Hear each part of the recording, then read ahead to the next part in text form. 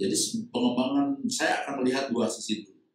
Pertama bahwa pengembangan IKN buat Indonesia itu bukan hal yang tidak benar, tapi sudah.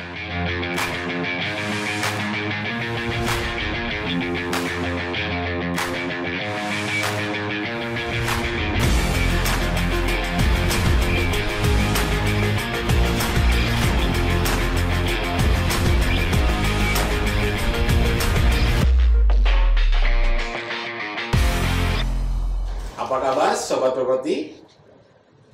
Bertemu kembali dengan saya Ardiansa dalam Re Podcast. Di sebelah saya ada Bapak Sulaiman Sumawinata. Ini udah apa nyebutnya ini? Mantan ketua Re udah pernah. Ya. Macam-macam ketua VIAPSI udah pernah ya Pak ya? VIAPSI Regional Asia Pasifik, Ya, 4 oke. tahun, 4 kali. Sekarang saya di mana? Board of Director Member. Board of Director Member Di VIAPSI Dunia. VIAPSI Dunia, oke. Itu organisasi kan dikelola ya oleh 21 anggota board. Oh, oke. Kita diantaranya salah satunya saya. Terus kemudian saya sampai tahun 2026 nih kebetulan nih masih agak lama nih karena gitu. kemarin di Taiwan tahun lalu Dipercaya kembali Pak? dipercaya untuk 3 tahun. Nah yang terbaru jadi ketua apa nih Pak? Yang terbaru saya diminta teman-teman untuk menjadi ketua BKTKP. Jadi BKTKP singkatan dari Badan Kejuruan Teknik Kewilayahan dan Perkotaan di bawah organisasi PII, PI itu? Persatuan Insinyur Indonesia. Oh, Nah, saya diminta untuk menjadi ketua itu untuk mengembangkan, meningkatkan kualitas insinyur-insinyur yang bergerak di bidang kewilayahan dan perkotaan. Oh, banyak. Ini masalah kerja Mengaktualisasikan, sosial, Pak tapi Sulaiman juga kita sharing pengalaman ya bagaimana caranya anak-anak muda yang sekarang itu kan sejak tahun 93 lulusan universitas ya, lulusan akademik itu tidak lagi bergelar insinyur kan. Oke. Bergelarnya tuh sarjana teknik ST. Nah, padahal kita yang lulus sebelum tahun 93 Gelarnya IR. gelarnya IR. Memang kan kredit yang kita tempuh di tahun 93 sebelumnya itu ada 160 sekian ya Beda ya, Pak, ya? Nah, kalau yang sekarang kan 140 sekian. Jadi memang bisa lebih cepat. Nah, karena mungkin disiapkan bukan siap untuk bekerja, tapi siap untuk dilatih lagi. Kelihatannya seperti itu. Nah, kita di PII, wah ini jadi promosi PII, nggak apa-apa ya? Nggak Pak, sedikit Nah, Pak Iman sekarang sibuknya apa sih? Di PII, saya akan menggait seluruh sarjana-sarjana teknik yang masih belum insinyur itu untuk tentu menjadi anggota PII. Terus kemudian kalau yang belum bergelar insinyur, kita bekerja sama dengan universitas yang menyelenggarakan program keinsinyuran. Kita sama-sama mengadakan program gelar insinyur itu. Kemudian ada yang namanya sertifikasi insinyur profesional. Jadi ada tingkatannya lah ya, Pratama, Madya, Utama, sehingga pada saat jasa keinsinyuran atau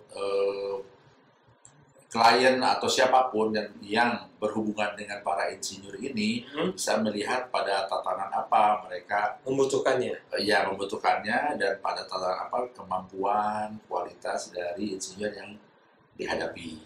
Kira-kira seperti itu. Tapi obrolan kita setengah jam dengan Pak Eman ini, saya ingin kembali mengulik nih Pak tentang kota nih. Pak Eman ini kalau dibicara mengenai perkotaan, permukiman, sebenarnya nggak, waktunya kagak cukup nih setengah jam. Tapi next kita akan kembali dengan tema yang lain. Tapi saat ini saya ingin ini terkait dengan Ray lagi membuat atau memproduksi buku tentang kota-kota baru yang dikembangkan oleh anggota Ray. Iya. Bisa ceritakan Pak, gimana awal kota baru ini? Ya, ada 2 ide pertama. Ya, pertama adalah bahwa setelah kita melihat hampir dari tahun pertama yang kita sadari bahwa kota baru itu dibuat oleh swasta sejak Bumi Serpong Damai lah kita cerita tahun 80 sampai sekarang, kita tidak pernah membuat sebuah narasi ya, tidak pernah membuat informasi lengkap mengenai kiprah-kiprah para pengembang katakanlah ya pihak swasta yang sebenarnya mereka itu sangat banyak berkontribusi bukan hanya untuk negara tapi untuk masyarakat. Ada 4 atau 3 lah yang minimal yang selalu saya dengung-dengungkan. Pertama dia berkontribusi terhadap pertumbuhan ekonomi. Yang kita sebut multiplier effect. Yang kita sebut economical value added. Ya, mengenai pajak, mengenai tambahan investasi. Saya suka cerita, tidak mungkin investasi baru itu akan masuk ke dalam kota-kota yang dibuat kalau kota-kota itu tidak tertata dengan rapi. Misalnya seperti nggak ada opportunity-nya, Pak. Ada opportunity. Ya, saya suka cerita kalau Ion, IKEA, atau siapapun investasi yang besar-besar itu kalau dia tidak masuk ke dalam lingkungan yang baik, dengan akses yang baik, dengan peralatan yang baik, mereka juga tidak akan mau karena mereka tidak akan punya value, value added-nya. Itu yang pertama. Yang kedua tentu adalah social value added. Berapa tenaga kerja yang bisa dibangkitkan? Berapa tenaga kerja atau masyarakat yang meningkat penghasilannya, kesejahteraannya akibat adalah pengembangan oleh swasta. Terus kemudian berapa jumlah fasilitas yang dibangun oleh swasta yang juga bisa dimanfaatkan oleh masyarakat, masjid, gereja dan lain-lain. Banyak hal yang diproduksi lah, di-provide oleh swasta, tapi juga dimanfaatkan oleh masyarakat umum, termasuk akses-akses, jalan yang lebar, infrastruktur dan lain-lain. Saya kira kita ingin mengungkap bahwa kita ini ya pihak swasta itu begitu banyak kontribusinya terhadap negara inilah. Jadi yang terakhir itu yang menjadi semacam tanggapan skeptis lah bahwa pengembang itu mencari untung, ya kan? Tanda kutip nih Pak ya. Ya. Saya bilang kalau pengembang itu harus mencari untung. Kalau tidak untung, apa bank mau kasih pinjam uang? Apakah investor itu mau masuk ke kita? Ya kan tidak mungkin. Apakah katakan obligasi, bond itu akan masuk ke perusahaan kalau dia tidak mempunyai sistem atau skenario usaha yang secara finansial yang saya sebut financial value added itu menjadi ukuran buat para investor kan, dan itu menjadi sebuah keharusan karena kita tidak menggunakan uang negara di sana. Cuman bukan hanya financial value added ini yang menjadi patokan dari pengembangan kota-kota di Indonesia oleh swasta. Tapi yang tadi 3 itu, social value added, economical value added, termasuk environmental value added, di mana kawasan-kawasan itu harus menjadi hijau, menjadi lebih baik, dan sustainable, Pak ya. Sustainable development itu dijalankan, ya, baik secara sosial maupun lingkungan. Itu adalah hal-hal yang dikerjakan. Kita ingin mengungkapkan betapa kita ini juga menjadi bagian dari masyarakat Indonesia yang berperan untuk ikut membangun Indonesia dengan cara kita, yaitu dengan berusaha. Kita juga menggunakan uang bank atau katakan modal sendiri dari investor yang juga bisa kembalikan, tapi setelah uang investor itu dikembalikan dengan mendapatkan begitu banyak hal, yaitu tenaga kerja tumbuh, ekonomi tumbuh, lingkungan itu juga lebih baik. Berarti kan begitu dahsyatnya gitu kan. Nah Pak, Bapak kan ya di Alam Sutera nih Pak. Nah itu seberapa banyak efek itu Pak? Mungkin Bapak punya ada data atau apa ya? Jumlah pebisnis yang masuk di sana, jumlah tenaga kerja yang ada di Alam Sutera atau apalah Pak gitu. Saya hanya melihat dua hal ya. Dua hal. Mungkin satu hal aja lah yang social value added ya. Social value added. Itu yang paling kelihatan. Di sana dulu kan daerah-daerah yang kosong. Dan ada beberapa penduduk di sana. Sekarang di sekitar sana ada 32 atau 50 ribu orang bekerja. 50 ribu? Ya. Di mall itu minimal 2 ribu. ada berapa di sana. Terus kemudian di ruko-ruko berapa ribu. Iya. Ya, terus kemudian yang di sisi manajemen aja sendiri, satpam aja udah hampir 1.500. Terus kemudian tukang sapu itu juga ada berapa? 600. Itu kurang begitu banyak gitu. Ini di layer bawah Di layer bawah itu sangat bisa membantu masyarakat. Belum sektor informal yang tumbuh akibat itu semua. Ya, saya ingin melihat sisi lain, ya.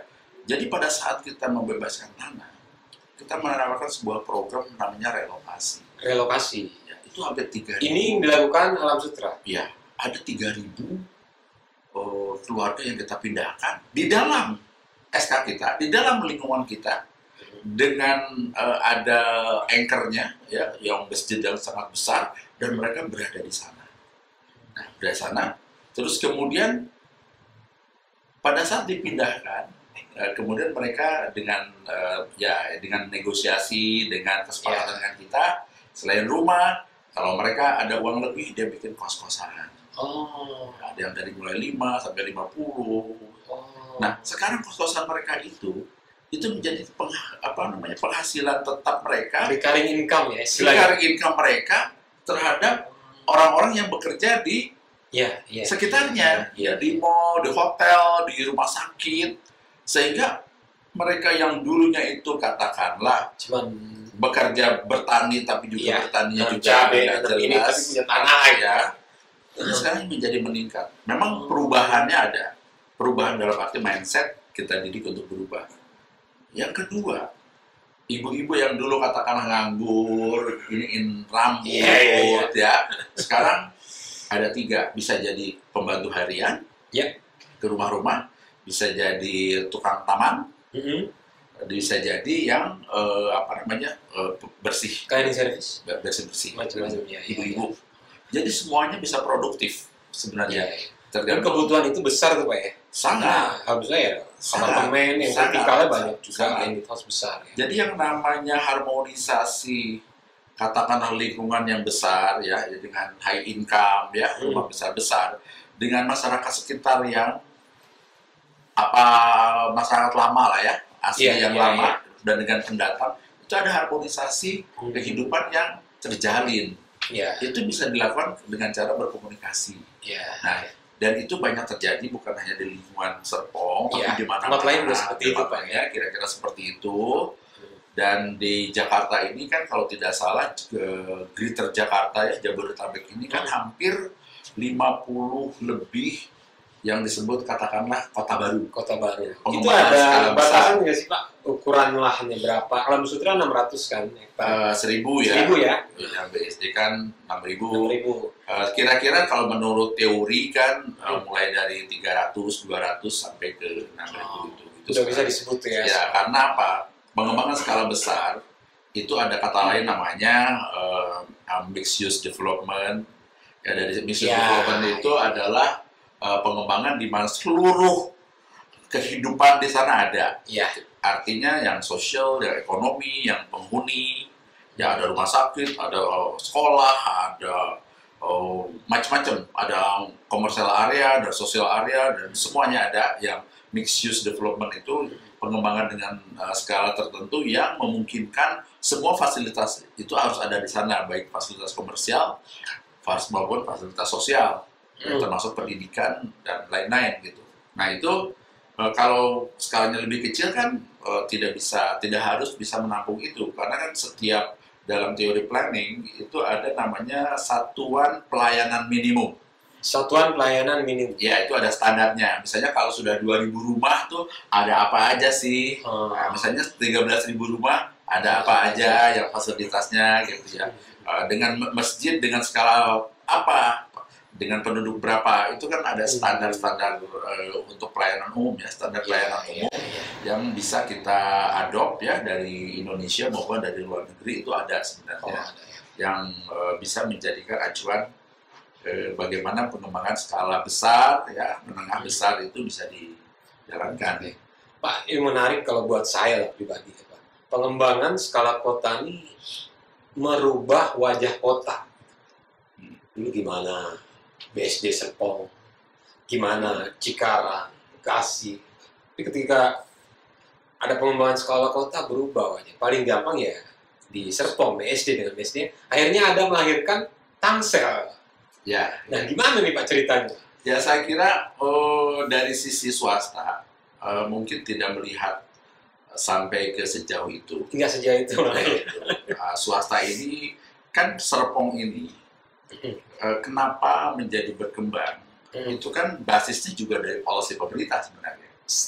Ya, policy pemerintah itu kalau nggak salah ada namanya Jakarta Urban Regional and Urban Development, ya, di mana Jakarta itu akan menjadi service city, ya, di mana Jakarta itu hanya akan dihuni oleh hunian vertikal karena harga tanah yang sudah menjadi mahal dan kepadatan penduduk itu tidak mungkin lagi berada di Jakarta, maka Jakarta itu dikembangkan dengan istilahnya T-akses. T-akses itu ke kiri dan ke kanan, ke timur dan ke barat dan ke selatan. Ya, ke timur sudah kita lihat ya bagaimana berkembangnya Bekasi, Kerawang dan lain-lain. Ke barat juga ada Tangerang sampai Banten. Nah, di sana mereka mulai mengembangkan area-area yang memungkinkan suatu saat apabila Jakarta semakin berkembang penduduknya, mereka akan berpindah ke sana. Dan itu terbatas, ke selatan juga ada tapi terbatas karena itu kan daerah resapan air seperti itu. Kalau ke timur ya sudah sampai Karawang Pak ya. Ya, sebentar lagi sampai Cirebon karena aksesnya sudah sampai Cirebon. Infrastruktur udah masuk ya. Bedanya dengan di timur dengan barat itu kan di timur itu mixed use antara hunian dengan industri yang besar-besar dan didominasi oleh industri. Nah, di Tangerang ini relatif antara industri dengan huniannya itu agak terpisah. Ya, di kawasan ada zonasinya. Ya, di kawasan Serpong itu lebih banyak ke arah hunian. Tangerang Raya nih ya, ke bawah ke selatan, tapi ke barat di sana juga ada kawasan industri, tapi juga tidak sebesar di ini ya, tidak sebesar di timur. Ada lagi industrinya kan yang paling besar kan ada di Cilegon sebenarnya. Tapi kalau sepanjang timur itu kan industrinya mulai dari Bekasi sampai ke Kerawang itu menjadi sangat besar gitu kan, ya kan macam-macam lah gitu. Ya saya nggak tahu, memang itu kan kadang-kadang ada semacam dalam tanda petik ini alam ya, atmosfer alam yang diprakarsai oleh beberapa kawasan industri, kemudian industri lain ikut di sana. Nah, sedangkan di Serpong itu diprakarsai oleh hunian, ya kemudian hunian lainnya ikut gitu kan. Trigger jadi Pak ya. Trigger. Jadi di dalam sebuah teori ekonomi itu ada namanya aglomerasi ya, ekonomi aglomerasi, di mana kalau sendiri itu dia tidak akan maju, tapi karena bersama-sama bukan menjadi saingan, tapi bukan berkompetisi ya, tapi berkolaborasi gitu ya. Ya, saling ngisi gitu ya. Di Serpong kalau sendiri misalnya BSD itu juga mungkin tidak akan berkembang, tapi ada yang lain-lain, ada Sumarekon, ada Alam Sutra, ada Jaya di properti ya, Bintaro Jaya, terus kemudian macam-macam lah di sana. Ada Modern Land yang di utara, ya itu menjadi kekuatan aglomerasi yang memungkinkan jadi magnet semua orang di sana. Serpong itu kan mulai malah bukan berevolusi, bertransformasi. Yang saya sebut bertransformasi itu berubah fungsinya ya, dari awal yang kita bayangkan dari awal terhadap kondisi saat ini. Gimana tuh Pak? Jadi gini, dulu kita melihat bahwa Serpong itu adalah kawasan mixed use tapi didominasi oleh hunian lah ya. Hunian dengan fasilitas komersial dan apa. Sekarang ini di Serpong itu sudah tumbuh sifatnya kegiatan yang sifatnya regional. Lokal. Adanya perkantoran. Pusat perkantoran sudah ada yang berpindah dari Jakarta ke sana. Ya. Itu brand-brand besar lagi Pak ya. Ya. Terus ada pusat-pusat perdagangan dalam skala regional tidak berada di Jakarta, justru berada di sana. Terus ada lebih dari mungkin 20 universitas yang sudah dari kota ini sudah menyiapkan ke sana. Jadi si kota ini, si daerah hunian yang besar ini sudah bertransformasi dari hanya sekedar pusat-pusat hunian dengan fasilitasnya, tapi menjadi dengan pusat regional. Pusat regional artinya menjadi magnet dari yang lain juga ke sana malah gitu.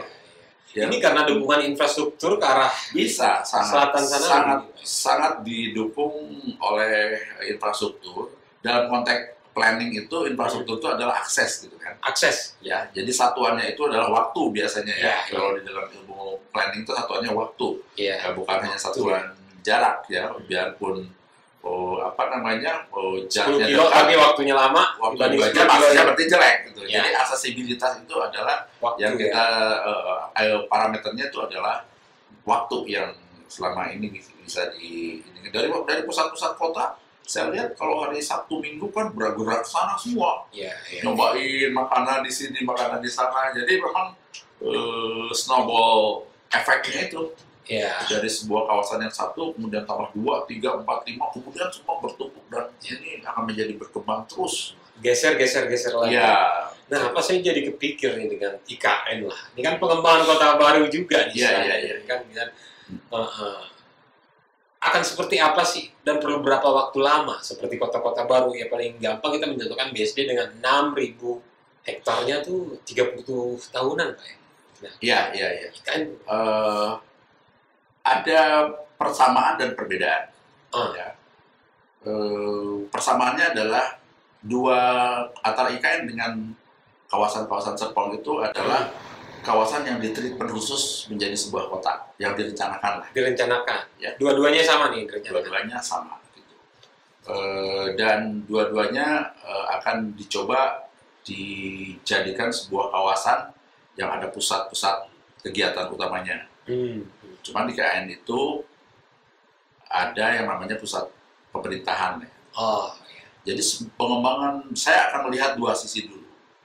Pertama bahwa pengembangan IKN buat Indonesia itu bukan hal yang tidak benar, tapi sudah benar. Dalam arti, kalau cerita kota kosong, kota-kota yang kosong. Beberapa negara melakukan itu gagal ya. Saya hanya melihat dua. Kalau ibu kota itu kan emang nggak perlu rame-rame. Kalau emang itu makanya pertanyaannya apakah IKN itu adalah memindahkan Jakarta yang harus rame, apakah memindahkan ibu kota? Kalau ibu kota ya kan nggak harus rame. Memang begitulah ibu kota yang di Washington juga sama, nggak rame, Canberra nggak rame, ya kan? Nah, pertama itu. Nah, yang kedua, penduduk Indonesia itu pertumbuhannya 1% per tahun. Jadi ada 3 juta manusia yang lahir dari ibunya. Dan itu akan mengisi ruang-ruang kosong. Nah, sekarang bayangkan kalau ruang-ruang kosong itu ada di Jawa, dan Jawa akan menjadi 300 juta pada tahun, saya nggak tahu 2045 itu akan jadi apa Jakarta ini? Ya, sudah pasti sentralisasi Jabodetabek. Ya, sentralisasi Jabodetabek berarti udah tidak sehat. Karena kita menghisap debu terus, ya berarti kemudian greenhouse efeknya juga jelek, ya kan? Udah pasti efeknya jelek karena memang menjadi panas gitu kan. Nah, terus kemudian dari sisi pertumbuhan ekonomi kan rencananya pemerintah begitu ya, untuk pemerataan dari sisi pertumbuhan ekonomi dan pertumbuhan penduduk. Ya, itu dari sisi bagaimana IKN itu di konsep gitu ya. Itu yang ide besarnya itu Pak ya, yang Bapak lihat ya. Ya, bedanya juga adalah kita ini kan punya captive market nih. Dengan pertumbuhan penduduk tadi. Kalau kota yang dilakukan oleh swasta ya. Ya. Dan tadi ada polisi pemerintah sebenarnya yang tadi bahwa Jakarta akan menjadi service city, tapi pengembangan pemukiman akan ke luar Jakarta, ke kiri dan ke kanan dan ke bawah, ya, ke arah selatan, gitu ya kira-kira. Nah, cuman kendalanya adalah karena ini investasi swasta tentu terbatas, speednya, kecepatannya, ya. Karena apa? Karena swasta kan harus melihat bagaimana market itu bisa bergerak ke sana, tidak ada treatment yang mengharuskan kita pindah ke Serpong kan. bagaimana Serpong itu mempersolek diri Iya, menjadi sebuah kawasan yang diminati oleh orang-orang Jakarta mau pindah ke sana Iya, gitu. iya. Ya. Karena ada captive itu Pak ya. Ya, Beda dengan captive IKN. Nah, IKN itu juga ada captive, tapi mungkin dalam arti ada perintah nih. Oh, ASN harus pindah ke sana. iya. Itu juga captive market sebenarnya, dalam arti bukan masalah jualan ya. Iya. Kalau tadi kan captive market dalam arti kita harus menjual, Iya. mempersolek diri untuk orang Iya. itu mau datang ke sana. Kalau di sini kan Benar-benar ada jualan, ya, kalau swasta. ya, kalau ini kan ada regulasi yang memungkinkan orang pindah ke sana. Ya, itu Iya. juga captive secara kota ya. Iya. Secara captive artinya akan ada penduduk ke sana. Hmm. Nah tentu juga IKN itu harus dipersiapkan sebaik-baiknya seperti halnya Serpong mungkin ya. Karena kan yang akan dipindahkan kan manusianya. Kalau manusianya itu akan pindah ke sana, tentu segalanya juga harus ada gitu. Iya, Ya, apakah ASN? Karena kan ada ASN katanya yang mau dikasih dulu rumah dinas itu Iya. kan captive market dalam arti captive secara kota, di mana penduduk itu akan datang ke sana. Iya. Nah tentu untuk bisa mempertahankan penduduk katakan ASN yang pindah ke sana, di sana kan ada fasilitas yang lain. Iya. Ya macam-macam lah, komersial, kesehatan, pendidikan dan lain-lain. Nah sekarang tantangannya kapan, ya, di mana, apa dulu yang harus di sana yang harus dikerjakan. Dilakukan ya. Jadi ini sebenarnya dengan kota-kota yang ada di Serpong apa dimanapun sama. Dulu waktu daerah Serpong maupun katakan Bekasi kosong, kita juga berpikir keras. Sebenarnya apa sih yang pertama kali yang harus dilakukan developer? Infrastruktur sudah pasti. Iya. Sudah pasti. Infrastruktur sudah pasti. Terus kemudian bagaimana cara orang menarik ke sana? Bagaimana supaya orang itu bisa betah di sana? Ya, saya kira kalau segalanya dipersiapkan dengan baik, IKN ya jalan. Karena apa? Karena jarak antara salah satu teori di dalam pengembangan perkotaan itu adalah apabila sebuah kota itu baru mau dimunculkan, dia kan harus didukung oleh kota-kota sebelahnya. Iya. Ya. Sebentar di IKN belum ya. Di IKN ada Balikpapan dan Samarinda. Oh iya, itu Balikpapan Samarinda maksudnya. Tujuannya apa? Supaya orang-orang yang akan membangun IKN itu bisa ada hubnya ya. Hubnya di Balikpapan dan Samarinda. Dan ini akan ikut berkembang tentu saja, sudah pasti. Sekarang juga kantor-kantor yang ke arah IKN kan sudah punya buka cabangnya buka kantor di Balikpapan juga kan. Ada di Samarinda, ada di Balikpapan, buka kantor itu kan menjadi sebuah trigger pertumbuhan juga ya, untuk di sana di Balikpapan. Mungkin kalau dicek sekarang yang aktivitas penduduk di Balikpapan lebih tinggi dibandingin biasanya. Saya lihat kemarin waktu saya ke sana yang masuk ke titik IKN kan sudah mulai banyak setiap kendaraan itu masuk keluar masuk kan. Ada yang hanya berkunjung, ada yang kerja. Pak Eman dari sana. Saya mungkin ada 4-5 kali lah. Saya lihat. Simpan soal IKN lebih detail, tapi saya kan dapat insight-insight baru sih dari ini. Next kita akan lanjut ngobrol lagi dengan Pak Eman, mengupas soal IKN Pak. Terima kasih Pak. Terima kasih. Sehat selalu Pak. Amin.